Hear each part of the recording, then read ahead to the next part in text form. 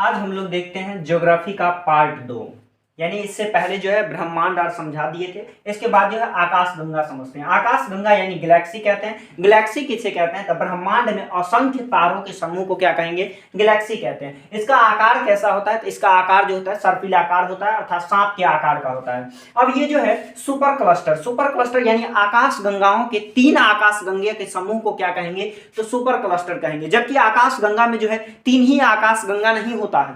जैसे यहाँ super cluster कहते हैं, यहाँ 3 ही आकाश गंगा नहीं होता है। यहाँ जो है करीब 100 अरब आकाश गंगा, 100 अरब आकाश गंगा में जो है 100 अरब तारे होते हैं। कितने तारे होंगे? तो 100 अरब तारे होंगे। कितने तारे होंगे? 100 अरब तारे होंगे। अब ये सुपर क्लस्टर जो है इसमें 3 तारों के समूह होते हैं। तो हमारा सूर्य कहाँ रहता है? तो हमारा सूर्य जो है ये मंदाकिनी में रहता है। कहाँ रहेगा? मंदाकिनी में रहेगा। अब मंदाकिनी में सूर्य रहेगा और इसके बगल का तारा यानी मंदाकिनी का कह सकते हैं नजदीकी तारा कौन सा होगा? तो देवायनी होगा, जो इस मंदाकिनी से कितनी दूरी पर है? तो 2.2 मिलियन दूरी पर स्थित है। इसे एंड्रोमेडा भी कहते हैं। और इसका दूसरा सबसे निकटतम जो आकाशगंगा है इसका नाम है NGC-M33। और भी बहुत सारा इसी तरह से इसका जो है संख्या करके नाम दिया गया है।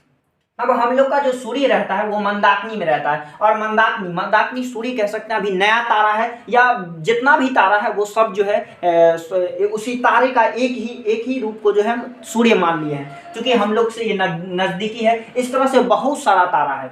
अब ये सूर्य जो है किनारे भाग पर रहता है, यानी जितना नया तारा रहेगा वो आकाश गंगा के किनारे भाग पे होता है। जब ये धीरे धीरे इसका उम्र बढ़ता है, यानी धीरे धीरे इसका उम्र बीतता है, समय बीतते जाता है, तो ये धीरे धीरे जो है केंद्र की ओर बढ़ना शुरू कर देता है। और जैसे ही केंद्र की ओर जाता है तो इस केंद्र को, आकाश गंगा के केंद्र को क्या कहा जाता है? तो बल्ज कहते हैं। इसे बल्ज कहते हैं। और जब इसके करीब बढ़ते जाता है तो धीरे धीरे ये अपना अस्तित्व खोना शुरू कर देता है और ये ब्लैक होल का रूप ले लेता है। जबकि ज्यादा तारों का सबसे ज्यादा घनत्व कहाँ मिलेगा? तो इसके केंद्र में मिलेगा। और धीरे धीरे ये मतलब अपना जो है अस्तित्व खत्म करने पर ये काला बावन बन जाता है। अब ये सूर्य जो है मनुष्य का सबसे नजदीकी तारा है, यानी हम लोग का सबसे नजदीकी तारा सूर्य है। और सूर्य का सबसे नजदीकी तारा कौन सा है? तो प्रोक्सिमा सेंचुरी है। कितना है? Proxima Centauri. इसका नाम प्रोक्सिमा सेंचुरी है, जो सूर्य का सबसे नजदीकी तारा है। अब सूर्य जो है चक्कर लगाता है, तो किसका चक्कर लगाता है? तो ये ब्रह्मांड का चक्कर लगाता है। और ब्रह्मांड का चक्कर लगाएगा तो क्या ये आराम से चक्कर लगाता है? नहीं,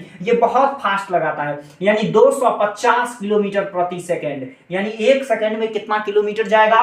तो 250 किलोमीटर जाएगा। अब ये इतना स्पीड चक्कर लगाता है, फिर भी ये जो है अपना एक चक्र पूरा करता है 5 करोड़ वर्ष, 25 करोड़ वर्ष में। अब 25 करोड़ वर्ष में पूरा करता है। इस 25 करोड़ वर्ष को ही एक ब्रह्मांड वर्ष कहा जाता है, या फिर इसे कॉस्मिक ईयर भी कहते हैं। अब ये चक्कर कैसा लगाता है? तो ये चक्कर जो है एंटी क्लॉकवाइज लगाता है। कैसे लगाएगा? एंटी क्लॉकवाइज लगाएगा। सूर्य का चक्कर अब कौन लगाएगा? तो सूर्य का चक्कर ग्रह लगाता है, ग्रह लगाएगा। जितने 8 ग्रह हैं, एक यम था जो हट गया। अब जो है ये सूर्य का चक्कर लगाता है। अब तारामंडल किसे कहते हैं? तो तारामंडल जो है 5 तारा, यहाँ कह सकते हैं तारों के समूह को तारामंडल कहा जाता है। लेकिन एक तारामंडल कितने का होता है? तो 5 तारा का समूह जो है एक तारामंडल कहलाता है। 5 तारों का समूह क्या कहलाएगा? एक तारामंडल कहलाएगा। अभी कितने तारामंडल है? तो 89 तारामंडल है। अब ये तारामंडल एक तारा कह सकते हैं कि ये एक महीने में ये सूर्य जो है एक तारामंडल को कितने दिन में चक्कर लगा देता है? तो कह सकते हैं कि एक महीना में जो है ये 2.25 तारों को जो है ये क्रॉस कर जाती है। कौन? तो सूर्य।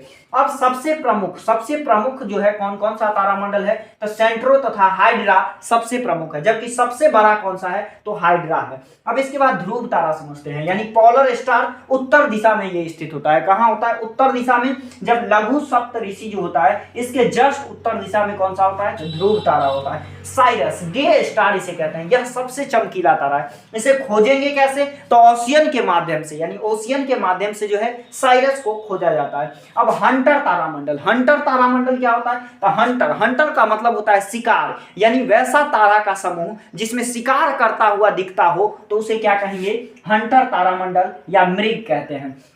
शिकारी की तरह दिखता है। जैसे आप देखिए इस तरह से लगता है कि ये इसका धनुष है और यहाँ से जैसे ये तीर मार रहा हो इस तरह की आकृति बनता है, यानी इसी तरह से लोग शिकार करता है तो ये हंटर की आकृति का दिखता है। लेकिन जस्ट ये उत्तर का दिशा, ये दक्षिण का दिशा, और इधर कौन सा दिशा हो जाएगा तो ये हो जाएगा उत्तर पश्चिम। उत्तर पश्चिम में एक तारा रहता है जिसका नाम है साइरस। क्या नाम है? साइरस। ये साइरस किस दिशा में रहेगा तो दक्षिण पश्चिम में रहेगा।